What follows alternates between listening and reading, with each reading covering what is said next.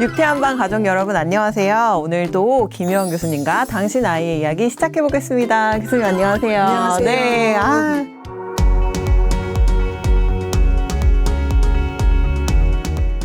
저희 그 당아이에 유독 분리불안에 관한 사연이 굉장히 많이 쏟아지고 있는데요. 과거에 비해서 좀 이렇게 불안도가 높은 친구들이 많아진 걸까요? 원래 분리불안 장애는 이제 3월에 학교나 유치원에 가는 아이들이 많을 때 엄마들이 좀 고민하는 그런 문제인데요.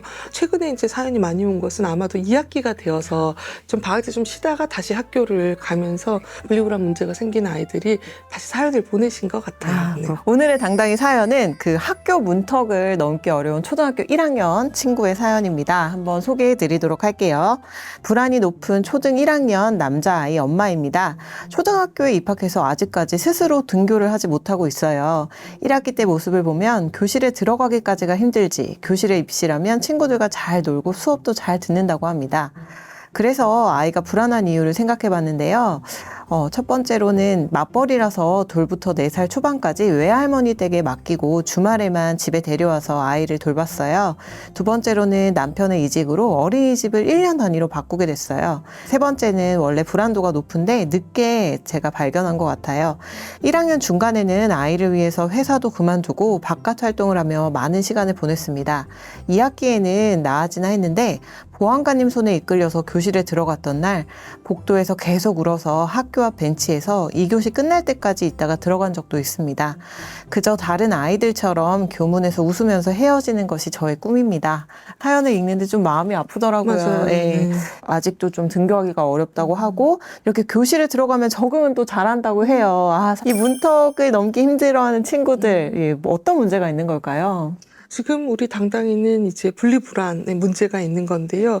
뭐 원래 좀 예민한 기질을 타고났거나 아니면 좀 수줍음이 많고 긴장을 하는 아이들 중에는 처음 학교 가거나 유치원에 갈 때 좀 엄마랑 떨어지기 힘들어하는 아이들이 많거든요. 근데 그런 행동이 대부분 이제 일시적으로 있다가 사라지는데 사실 이제 2학기까지 있으면 굉장히 오래 있는 거거든요. 실제로 뭐 지금 보안관님이랑 끌려서 들어갔을 때 막 울고 뭐 이런 행동들이 계속 있으면 이제 분리불안 장애라고 볼 수 있을 것 같아요. 근데 분리불안 장애가 있는 아이들은 나한테 무슨 일이 생겨서 내가 학교에 있는 동안 뭐 다치거나 누가 나를 납치하거나 해서 내가 엄마를 다시 못 보게 되지 않을까. 혹은 내가 학교에 있는 동안 엄마가 엄마 교통사고 나거나 무슨 일이 생겨서 다시 못 보게 되지 않을까. 이런 좀 일어날 것 같은 일들에 대한 생각 계속하면서 굉장히 불안해하는 경우가 많은데요.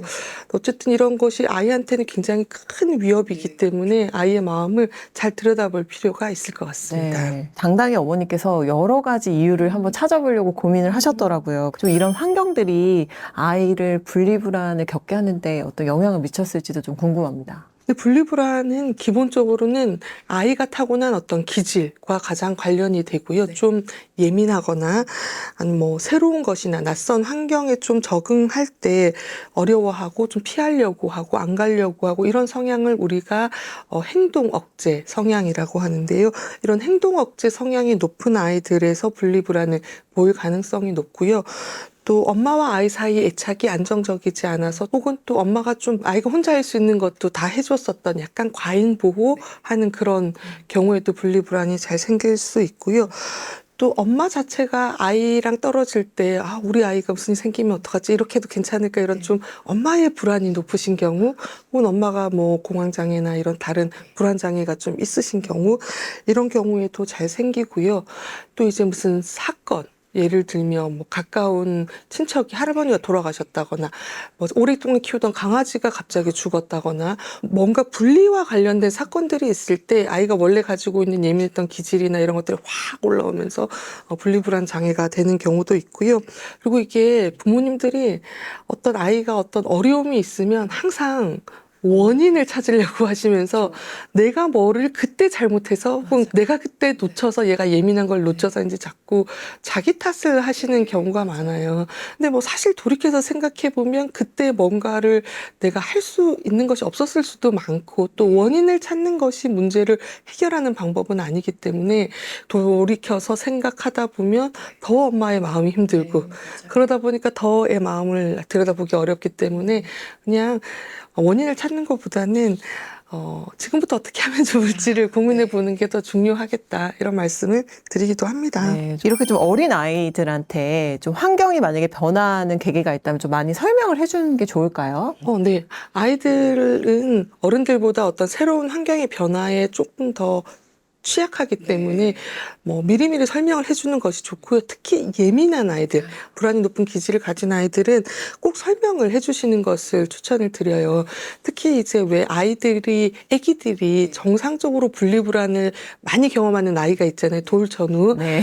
그때 이제 뭐 아빠나 엄마가 출근하면서 애가 너무 많이 울고 가지 말라고 하니까 안 갈게 뭐 이렇게 하고서 몰래 가실 때 있잖아요. 그거 절대 하지 마시라고 말씀을 드려요. 왜냐면 애들이 그걸 몇 번 경험하게 되면 엄마 아빠랑 놀고 있을 때 늘 언제 갈지 몰라서 앉아보지 못하고 못 놀게 돼요. 그래서 그냥 차라리 실컷 울더라도 엄마 지금 갈 거야? 이렇게 딱 얘기를 해주고 가시면 우리 엄마 아빠는 내가 아무리 울어도 가면 간다고 얘기를 해주는구나. 그럼 간다고 얘기를 안 했을 때는 안 가는 거구나. 나머지 시간에는 좀 더 애가 편하게 지낼 수 있죠. 그래서 그 떨어지는 그때만 좀 힘들면 되기 때문에 차라리 잘 정확하게 얘기를 해주시는 게 더 좋다고 말씀을 드리고요. 앞서 소개를 하지 못한 내용 중에 이런 내용이 있었어요. 학교에서 있었던 일이나 오전 상황에 대해서는 좀 이야기를 하려고 하면 아이가 좀 회피하는 경향이 있다고 하셨거든요. 그래도 엄마들은 또 혹시나 무슨 일이 있을까 궁금해서 물어보게 되는데요. 이렇게 좀 입을 좀 닫고 회피하는 친구들 어떻게 하면 좀 일상생활에 편하게 이야기할 수 있게 도와줄 수 있을지 좀 여쭤보고 싶습니다. 이게 분리불안을 포함해서 모든 불안이 높은 아이들은 자기 감정을 다 말로 표현을 잘 못해요. 왜냐하면 불안이라고 하는 게 어떤 감정이 확 이렇게 와서 약간 압도되면서 나는 어떻게 해야 될지 모르고 안절부절 못하는 이런 상태가 되는 거라 그걸 말로 아이가 설명을 잘 못해요. 그래서 아이가 말을 못하는 것은 아이가 너무 큰 불안과 너무 큰 공포 때문에 말을 못하는 것이다. 그렇게 생각을 해주시면 좋을 것 같고 나중에 조금 아이가 불안을 스스로 감당할 수 있게 되면 또 말을 해줄 거다. 이렇게 생각하시면 좋겠고 그래서 조금 그 불안한 상황 자체보다는 뭐 점심때 급식은 뭐 먹었는지 오후에 뭐 했는지 체육 시간에는 뭐 했는지 이런 조금 더 일상의 얘기 애가 감정이 덜 실리는 이야기부터 하면 좀 좋으실 것 같아요. 불안은 사실 약간 주고받으면서 점점 커지는 경향이 있어가지고요. 아이의 마음을 읽어주면서 엄마 자신의 불안을 견디는 게 중요하고요. 엄마도 회사 가면 당당히가 잘했을지 너무 궁금하고 걱정되고 그럴 것 같아. 그래도 엄마도 잘 참고 있을게. 뭐 이런 거.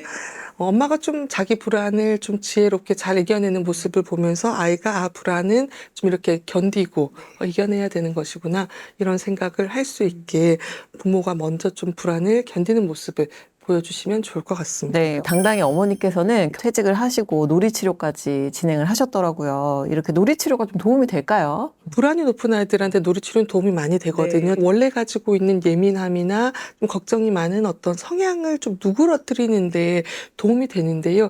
근데 이게 뭐 몇 달 했다고 두세 달 했다고 확 좋아지고 이런 건 아니에요. 그래서 좀 시간을 많이 두고 생각을 하셔야 되고요. 우리 당당이처럼 너무 긴 시간 동안 너무 어려움이 많이 있을 때는 좀 병원에 가셔서 약을 먹는 것도 도움이 돼요.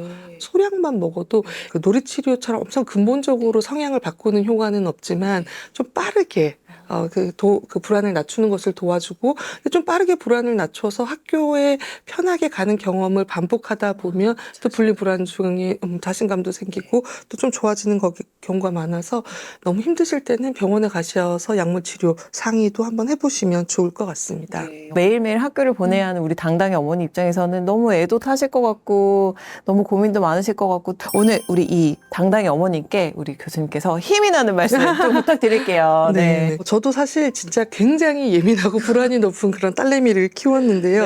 저희 딸내미가 처음에 유치원 갔을 때 얼마나 많이 울었는지 유치원 교장 선생님이 내가 태어나서 이렇게 심한 애는 처음 봤다. 그런 얘기를 하실 정도로 이렇게 분리불안이 굉장히 심한 아이였거든요. 그리고 뭐 저도 이제 큰 아이는 이제 지방에 있는 친정에서 맡겨놓고 키우고 3년 넘는 시간 동안 매주 토요일 첫 차와 매주 금요일 밤차를 타고 왔다 갔다 갔다 하면서 아이를 키웠거든요. 그래서 저희 아이가 그 시절에 가장 좋아하던 책이 이거예요. 티거의 가족 찾기. 아이고야. 이게 내용이 뭐냐면 티거는 자기 가족이 어디 있을지 가족을 찾아 헤매이는. 그런데 네. 결국 가족을 찾지 못하고 여기 있는 다른 동물 친구들이 우리가 너의 가족이 되어줄게 뭐 이런 얘기를 하는 거거든요. 근데 그 가족을 찾아 헤매는 티거의 이야기를 얘가 밤마다 막 10번씩 20번씩 읽는 것을 보면서 진짜 막 얼마나 마음이 아팠을까요? 마음이 그랬던 그런 시절이 있었는데요. 네. 아이들은 다 좋아집니다. 네. 뭐 분리불안 장애는 특히 더 잘 좋아지는데요. 뭐 저가 봤었던 애들 중에 절대 엄마랑 떨어지지 않아서 엄마가 학교 도서관에서 6개월 동안 늘 대기하고 있었다. 그런 아이도 있었고 그런 저설적인 아이들이 있었는데 그런 아이들 중에서 학교를 못 다니는 애는 한 명도 없어요. 다 좋아집니다. 그래서 분리불안 장애는 반드시 낫는 그런 병이다. 그리고 아이들의 예민한 성향도 나이가 들면서 조금씩 더 누그러진다. 그렇게 생각하시면 좋을 것 같고요. 그래서 지금 많이 힘드시겠지만 또 좋아지고 이 모든 것이 다 지나가니까 힘내서 잘 견디시기를 말씀드리고 싶습니다. 네, 그 시절에 정말 고생하셨어요. 교수님께서 박수. 감사합니다. 그리고 우리 네. 당당히 어머님 정말 힘내셨으면 좋겠습니다. 김효원의 당신 아이의 이야기 문이 이렇게 매일매일 활짝 열려 있거든요.